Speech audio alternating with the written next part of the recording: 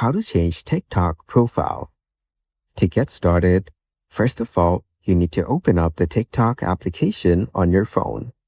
You will then be taken to the TikTok homepage, where you can view the reels that are shared on TikTok. From this page, you need to tap on the profile icon at the bottom right corner. Once you're here, tap on the Edit Profile option over here. On this page, you can edit your profile. Tap on Change Photo. Then, select the option Upload Photo. After that, you need to select a picture from the gallery. Then, adjust the picture ratio according to your preference. Once you're done, tap on the Save button and post.